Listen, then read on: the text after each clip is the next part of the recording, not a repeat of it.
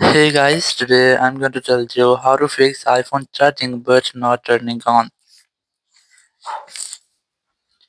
If you're using any iPhone and you're facing the issue that your iPhone is charging but still not turning on. So let's see how can you fix the issue. So the very first thing is that you just have to try to use original charger and charging cable for your iPhone to make charging. So if you're using any third party chargers, we just have to try to use original iPhone charger and also charging cable. And after doing that, if it's still not fixed the issue, so this is the only way. You just have to try to turn it on manually.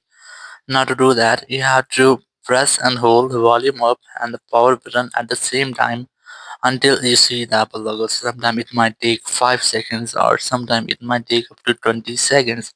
So you just have to wait for Apple logo here. So let's try this. You have to press and hold volume up and the power button at the same time until you see Apple logo on your screen. And once you see the Apple logo, you just have to release the buttons and wait for your phone until it's power on.